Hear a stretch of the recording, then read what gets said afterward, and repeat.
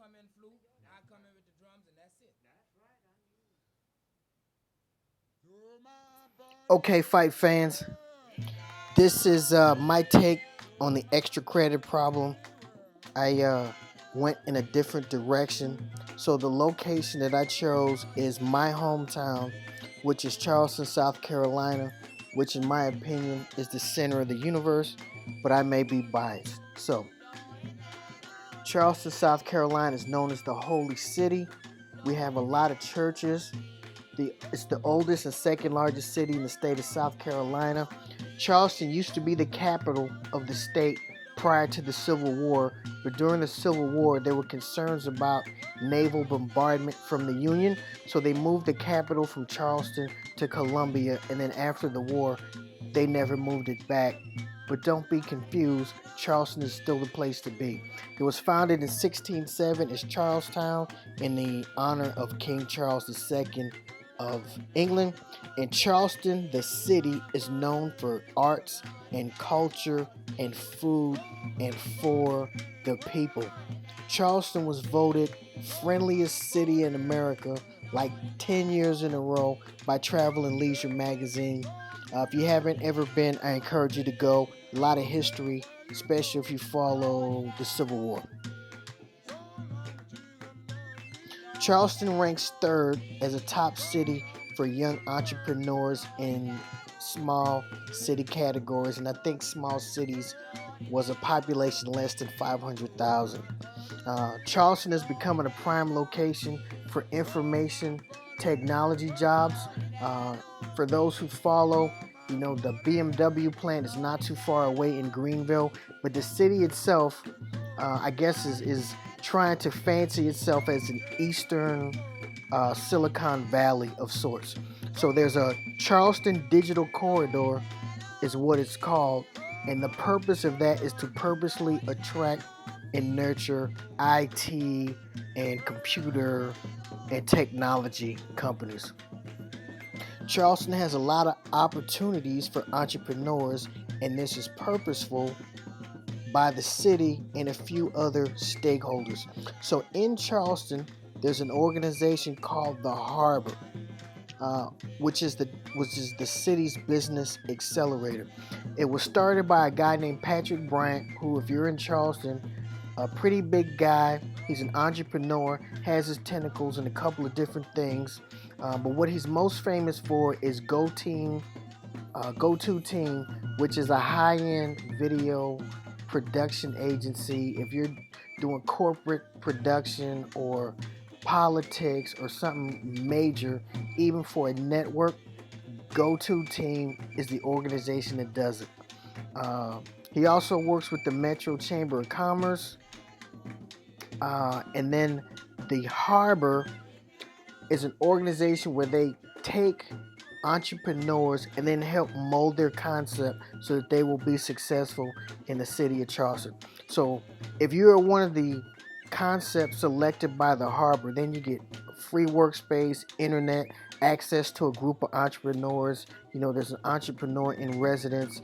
They teach classes and a host of other things. And at the end, you should pretty much just expect it that your startup is going to be successful. This is Patrick Bryant. He's the CEO of Go To Team, Cigar Row, and Southeastern Systems. Cigar Row is a business that imports and exports high-end cigars all throughout the country. And even in Hawaii, it's not too many high-end cigars that you can get your hands on that didn't come through Patrick Bryant. There's an office in Charleston, and then the other one is in Las Vegas. And he also manages a lot of real estate holdings in Charleston. And Charleston has some pretty pricey real estate. Obviously not as pricey as Hawaii, but it's definitely up there. You can go on the internet and Google real estate, and you'll definitely run into Patrick Bryant. So personally, he feels strongly about making Charleston a better place for entrepreneurs. This is his vision. He's from Columbia, the fake capital. He's also a graduate, I think, of University of South Carolina. So he's a local hometown guy, and he was somebody that was known before he got famous. So he founded the Harbor Entrepreneur Center, which is an actual building where they actually do stuff, and the goal is to train the next generation of entrepreneurs. So, also, there's crowdfunding CHS, and CHS is the abbreviation for Charleston. So, funding startups can be difficult. So banks are very reluctant to give loans to startups and entrepreneurs. So what the city of Charleston did is start a crowd fund within the city just to drive local entrepreneurship. So if I'm an investor or a small business person or whatever, I can put some of my savings or earnings into this city-run crowd fund, and I get a return on investment based on what that entrepreneur does. Also, at the local university, which is the College of Charleston, and I went there for a year before I transferred to my alma mater. They actually have a center for entrepreneurship, which is where all they do is focus on entrepreneurship. So their goal is to become the pipeline for guys out of college programs and off the streets into the actual entrepreneurial world. And they look at it as, I think the buzz term they use is a collision of entrepreneurship. So their goal at this center is to be the mashup of investors, entrepreneurs, students, and all the big brain people who drive entrepreneurship. But it doesn't just stop there. There's also entrepreneurship meetups, which is like Love Connections or meetpeople.com for entrepreneurs. So the city sponsors events and they bring these people in. It's like a wine, cheese sip, or whatever, and they bring all these people in so that they can get them in the same place. And that's how they make contacts and connect deals. So in summary, what's unique about the city of Charleston is that Charleston purposely set out to promote entrepreneurship because the city was concerned about gentrification. They were concerned about people coming from the Northeast and the West Coast and taking the town over and bringing change. And Charleston's not a city where we do a lot of change. We like mom and pop operations, which is very similar to here in Hawaii. So what does Charleston do well? They actually have a process in place from start to finish, flash to bang, where you get all of the tools that you need to be a successful entrepreneur. And they also provide local funding for people looking to invest in these things.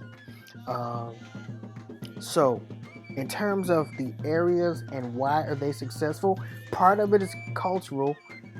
People in South Carolina, I think, are very proud of their heritage, and they want things to be local and stay local. Again, very similar to Hawaii. In Hawaii we have keep the country country, and then the whole history of the Civil War, and as we teach it down there, the War of Northern Aggression. We just don't really like outsiders. We like to fend for ourselves, and so that drives the culture of entrepreneurship in Charleston. So the question is, why are we unable to do these things in Hawaii? Because the histories are very similar. And in some of the comments in the discussion group, I think were specific to Japan and China. Japan is very collectivist, so they would be successful at increasing entrepreneurship if they did this very same thing on a national level. So it's not just promoting one or two guys with great ideas. You have to transform it into the greater good for the people so they can latch onto it from this Confucian kind of approach. So it has to be for the greater good. And I think that's how Japan would be successful at entrepreneurship. If you want to look up anything that I talked about, here are my citations. Just click on the links and you'll get something to open up.